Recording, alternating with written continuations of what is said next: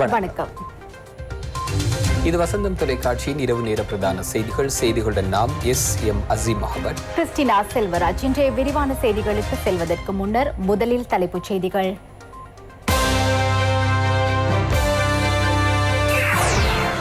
பொருளை தேவாலய கைக்குண்டுடன் தொடர்புடைய பிரதான சந்தேக நபரிடம் ரகசிய வாக்கெடுப்பு பதிவு. மின் உற்பத்திக்கு தேவையான எண்ணெய் விநியோக பணிகள் ஆரம்பம். மின் துண்டிப்பு முடிவுக்கு. கமநல அபிவிருத்தி திணைக்களத்திற்கு ஜனாதிபதி திடீர் கண்காணிப்பு விஜயம். காலாவதியாகும் முன்னர் 3வது டோஸை பெற்றுக்கொள்ளுமாறு சுகாதார பிரிவு நாட்டு மக்களிடம் கோரிக்கை.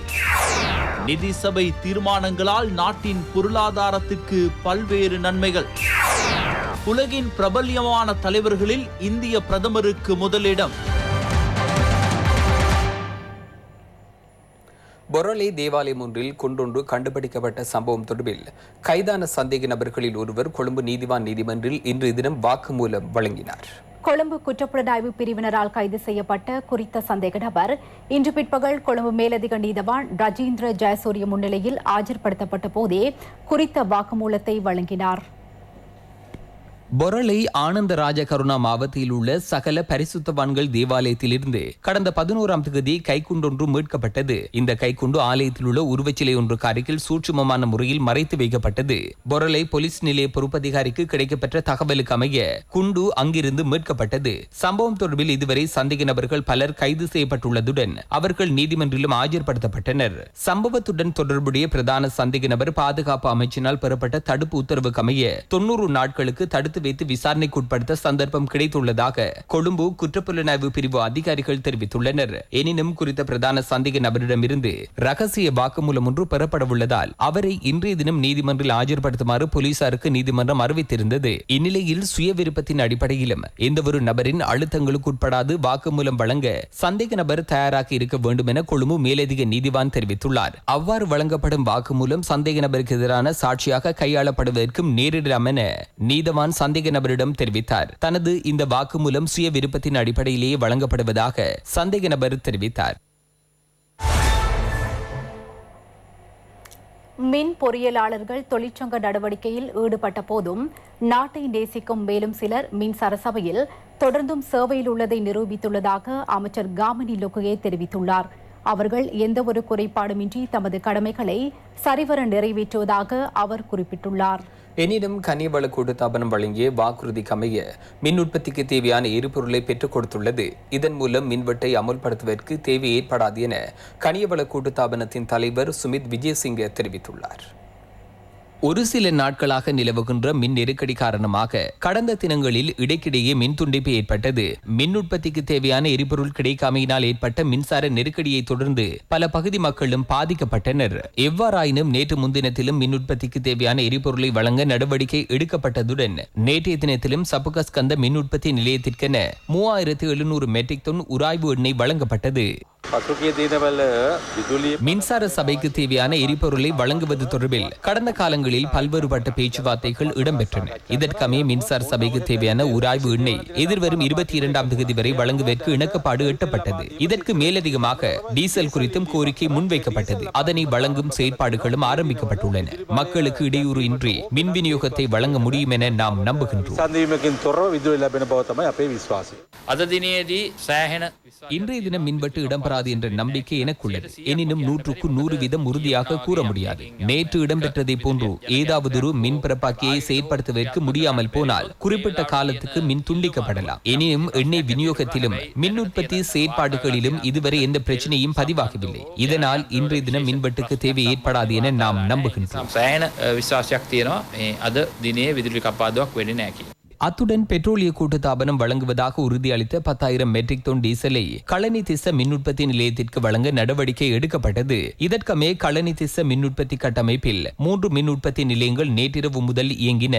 எவ்வாறாயினும் அதில் ஒரு மின் உற்பத்தி நிலையத்தில் 163 மெகாவாட்ஸ் பிரிவில் திடீர் பராமரிப்பு நடவடிக்கைகள் மேற்கொள்ளப்பட்டதுடன் இன்று அதிகாலை 3:30 மணி அளவில் மீண்டும் அப்பிரிவு செயற்படுத்தப்பட்டதாக மின் பொறியியலாளர்கள் தெரிவிக்கின்றனர்.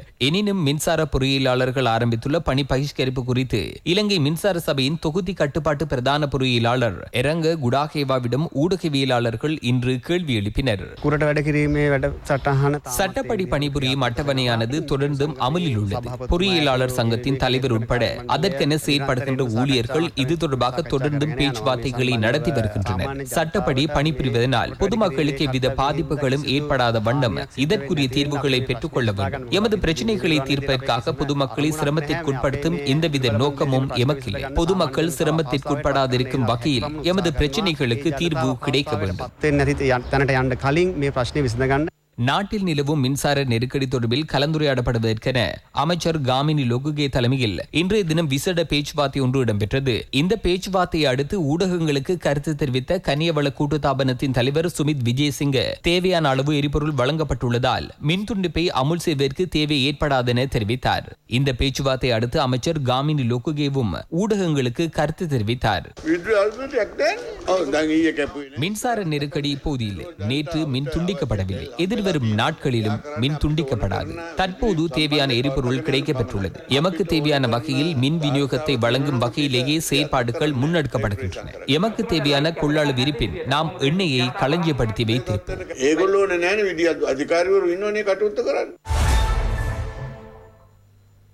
கமநல அபிவிருத்தி திணைக்களத்திற்கு ஜனாதிபதி கோட்டாபய ராஜபக்ச திடீர் கண்காணிப்பு விஜயம் ஒன்றை மேற்கொண்டிருந்தார். இந்த நிறுவனம் அரசு தலைவர் ஒருவரின் கண்காணிப்புக்குள்ளான முதல் சந்தர்ப்பம் இதுவாகும்.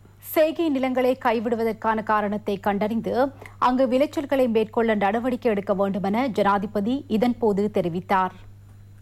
அனைத்து விவசாய காணிகளிலும் நிரந்தர அபிவிருத்தியை நோக்காக கொண்ட கமநல அபிவிருத்தி திணைக்களம் விவசாய இடங்களில் சிறந்த பிரதிபலனை பெற்றுக் கொள்ளும் வகையில் சேவைகளை வழங்க வேண்டும். குறித்த நோக்கம் உரிய முறையில் நிறைவேற்றப்படுகின்றதா என்பதை ஆராயும் வகையில் ஜனாதிபதி இந்த கண்காணிப்பு விஜயத்தில் ஈடுபட்டார். நிறுவனத்தின் அனைத்து பிரிவுகளையும் மேற்பார்வை செய்த ஜனாதிபதி அங்குள்ள அதிகாரிகள் மற்றும் ஊழியர்களுடன் சுமார் 3 மணித்தியாலங்கள் கலந்துரையாடலில் ஈடுபட்டார். சேதன பசலை பயன்பாடு மற்றும் கிடைக்கப்பெறும் விளைச்சல்களை ஆராய்ந்து குறைபாடுகளை தவறவிடாது பெரும்போக்கத்துக்கு தயாராகுமாறும் ஜனாதிபதி இதன்போது சுட்டிக்காட்டினார். சேதன பசலை உற்பத்திக்கென 34 நிறுவனங்களுக்கு சந்தர்ப்பம் வழங்கப்பட்டுள்ளது. அந்த நிறுவனங்களிடமிருந்து சேதன பசலை மூலம் கிடைக்கப்பெறும் விளைச்சல் மற்றும் வெற்றிகரமான செயற்பாடுகள் குறித்து ஆராயப்பட வேண்டும். உயர் பிரதி பலன்களை வழங்கும் நிறுவனங்களுக்கு ஊக்கமளிக்கப்பட்டு அவற்றின் உற்பத்தியையும் அதிகரிப்பது தொடர்பில் இதன்போது தீர்மானம் எடுக்கப்பட்டது. இந்நிலையில் விவசாயிகளை விழிப்புணர்வு விவசாய ஆராய்ச்சி அதிகாரிகளுக்கு தொழில்நுட்ப அறிவை பெற்றுக் கொடுப்பது அவசியம் எனவும் ஜனாதிபதி இதன்போது குறிப்பிட்டார். விவசாயிகளினால் கைவிடப்பட்ட நிலங்களில் வேறு செய்கைகளை மேற்கொள்வது தொடர்பிலும் கவனம் செலுத்தப்பட்டது. கமநல வங்கிகள் ஊடாக 2 லட்சத்திலிருந்து 10 லட்சம் ரூபாய் வரையான கடன் பெற்றுக் கொடுக்கப்படுகின்றது. இதன் மூலம் வேறு நபர்கள் அல்லது நிறுவனங்களிடம் அதிக வட்டிக்கு விவசாயிகள் கடன் பெறும் பிரச்சினைக்கும் தீர்வு கிடைக்கும் என அதிகாரிகள் தெரிவித்தனர். இதற்கமைய வங்கிகளை பலப்படுத்தவும் அதிக விலைக்கு நெல்லை கொள்வனவு செய்வதற்கும் காணப்படும் சந்தர்ப்பங்கள் குறித்து ஆராயுமாறு ஜனாதிபதி ஆலோசனை வழங்கினார்.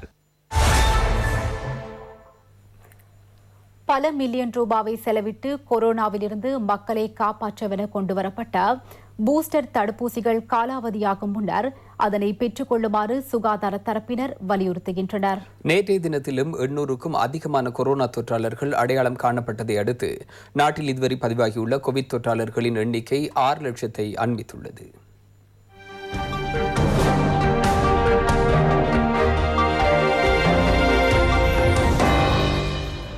நாட்டில் கொரோனா தொற்றுக்குள்ளானவர்களின் எண்ணிக்கை 5,99,363 உயர்வடைந்துள்ளது. இதில் 15,065 பேர் தொடர்ந்தும் சிகிச்சை பெறுகின்றனர். இன்றைய தினம் 214 கொரோனா தொற்றாளர்கள் குணமடைந்தனர். 5,69,043 பேர் கொரோனா பாதிப்பிலிருந்து மீண்டுள்ளனர்.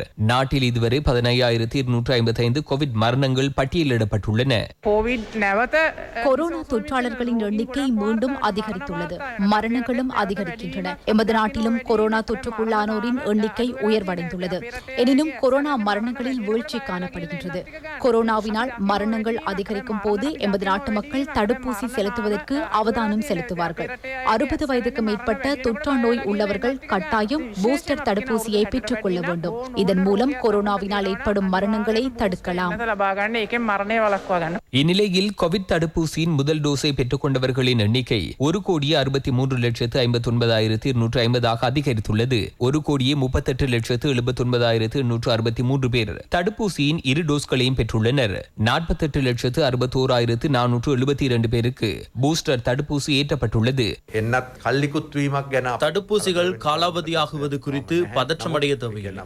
காலாவதியாகும் தினத்திற்கு முன்னர் சகலரும் பூஸ்டர் தடுப்பூசிகளை பெற்றுக் கொள்வார்கள் என எதிர்பார்க்கிறோம்.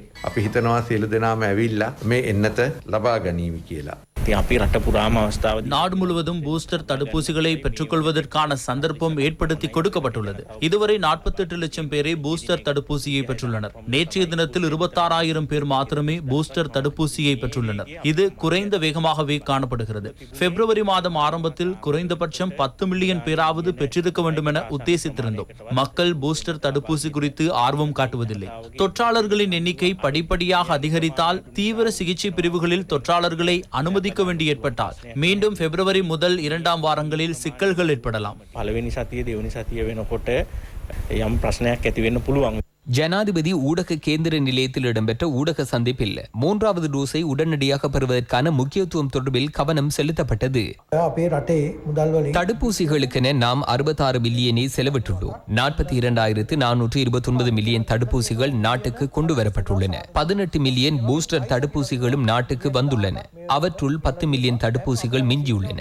இந்த தடுப்பூசிகள் காலாவதியாகுவதற்கு சுமார் 1 வருட காலம் மிஞ்சியுள்ளது. நாட்டில் இடம்பெறும் மரணங்கள் பூஸ்டர் ஏற்றுவதனால் ஏற்படுகின்றது என்ற எண்ணங்களை தோற்றுவிக்கின்றனர். அவ்வாறு எந்த மரணமும் ஃபைசரினால் ஏற்படவில்லை. ආදේශ කරන්න යනවා මේ ෆයිසර් ඉන්නත නිසා තමයි මේ එහෙම කිසිම සත්‍යතාවයක් නැහැ.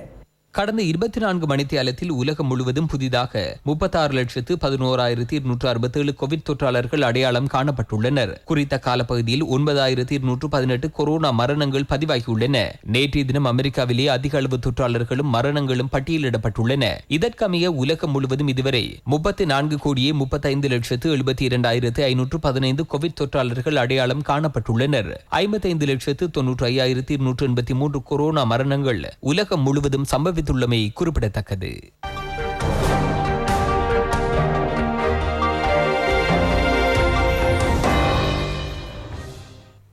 மத்திய வங்கி நிதிச்சபை கூட்டத்தில் எடுக்கப்பட்ட தீர்மானங்கள் மூலம் வெளிநாட்டு பணியாளர்களுக்கு பல்வேறு நன்மைகள் கிடைக்க உள்ளதாக தொழில்துறையாளர்கள் சங்கத்தின் தலைவர் பட்டய கணக்காய்வாளர் துலித்த பெரேரா தெரிவித்துள்ளார்.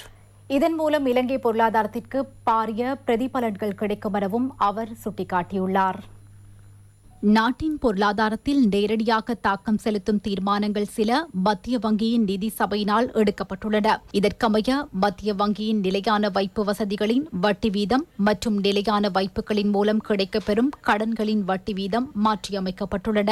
5.50 வீதமாக காணப்பட்ட வட்டி வீதம் 6.50 வீதமாக அதிகரிக்கப்பட்டுள்ளது.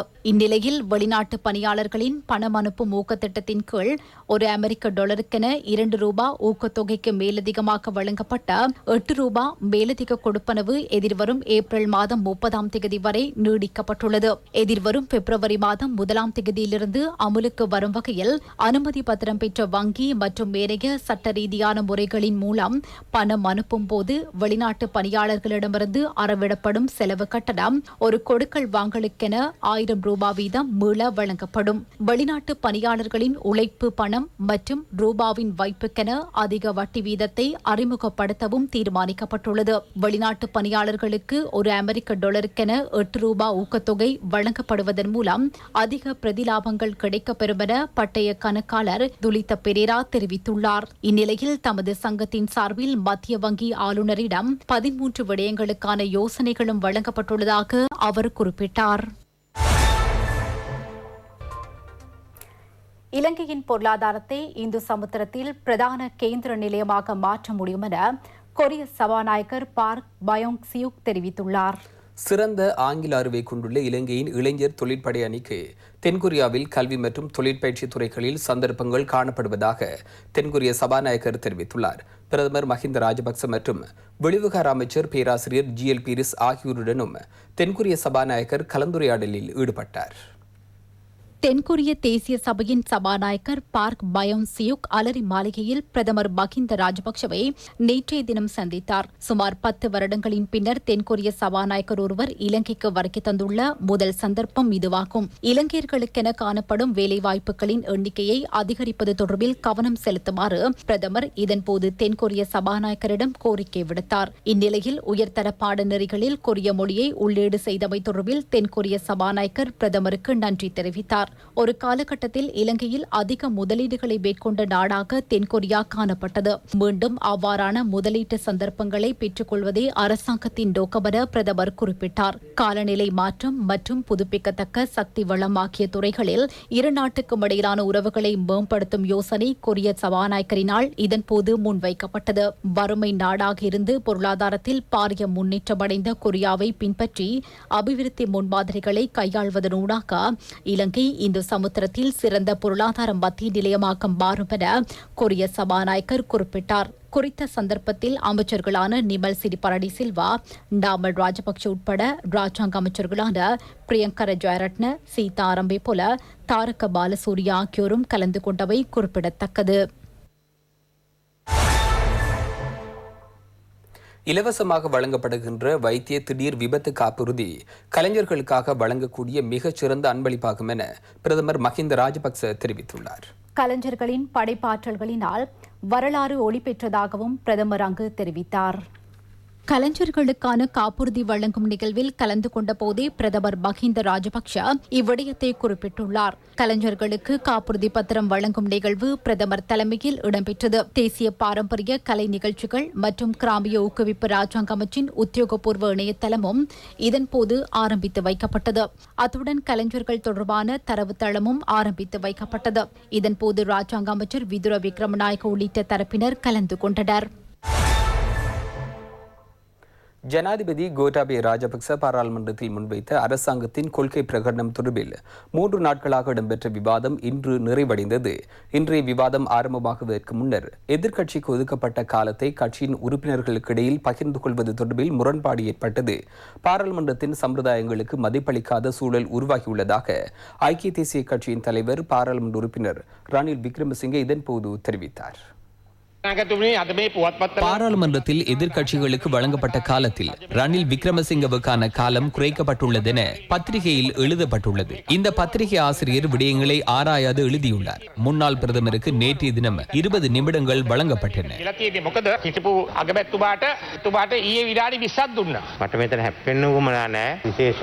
நான் இந்த விடயம் குறித்து முரண்பட விரும்பவில்லை. கட்சி தலைவர்களுக்கென விவாதத்தில் பிரத்யேக காலம் உள்ளது. அதன் பின்னரேயே மற்றவர்களுக்கு நேரம் ஒதுக்கப்படும். இந்த முறைக்கு அமையவே செயற்பட வேண்டும். கட்சி தலைவர்களுக்கு முதலில் நேரத்தை வழங்கியதன் பின்னரே மற்றவர்களுக்கு நேரம் வழங்கப்பட வேண்டும்.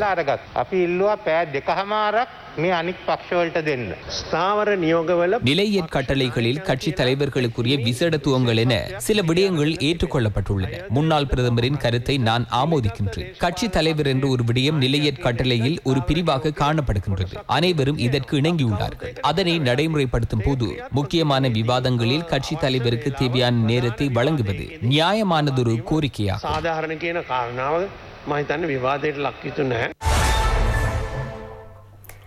2025ஆம் ஆண்டளவில் தொலைக்காட்சி துறையை டிஜிட்டல் மயப்படுத்த உள்ளதாக அமைச்சர் டலஸ் அழகப்பெரும இன்று பாராளுமன்றத்தில் தெரிவித்தார். 2014ஆம் ஆண்டில் நாட்டில் உள்ள அனைத்து தொலைக்காட்சி தொழில்நுட்பங்களும் டிஜிட்டல் மயப்படுத்தப்பட வேண்டும் என்ற வேலை திட்டம் ஒன்று ஆரம்பிக்கப்பட்டது. 2021ஆம் ஆண்டு டிசம்பர் 30ஆம் தேதி குறித்த திட்டம் நிறைவு செய்யப்படும் என கூறப்பட்டது. எனினும் துரதிர்ஷ்டவசமாக குறித்த இறுதி தினத்திற்கு பின்னரும் திட்டத்தை ஆரம்பிக்க முடியாமல் போனது. நாம் இந்த வேலை திட்டத்தை ஆரம்பித்துள்ளோம். 2023ஆம் ஆண்டு நடுப்பகுதிக்குள் மேல் மாகாணத்தில் தொலைக்காட்சி தொழில்நுட்பத்தை டிஜிட்டல் மயமாக்கும் பணிகள் பூர்த்தியாகும். 2025ஆம் ஆண்டில் முழு நாட்டிலும் இந்த திட்டம் அமுல்படுத்தப்படும். இதன் மூலம் தொலைக்காட்சி ரசிகர்களுக்கு மிகவும் தெளிவான முறையில் அலைவரிசைகளை கண்டுகளிக்கலாம். அத்துடன் அதன் மூலம் லாபமும் ஈட்டலாம். நிறுவனங்களும் இதன் மூலம் நன்மை அடையும் வகையில் நாம் திட்டங்களை வகுத்துள்ளோம்.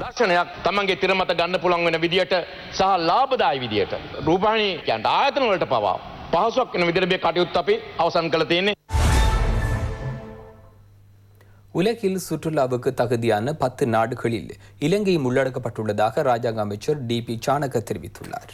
கொரோனாவுக்கு எதிராக வெற்றிகரமான செயற்பாடுகளை முன்னெடுத்த 5 நாடுகளில் இலங்கையும் இடம் பிடித்துள்ளதாக ராஜாங்க அமைச்சர் செஹான் சேமசிங்க தெரிவித்துள்ளார்.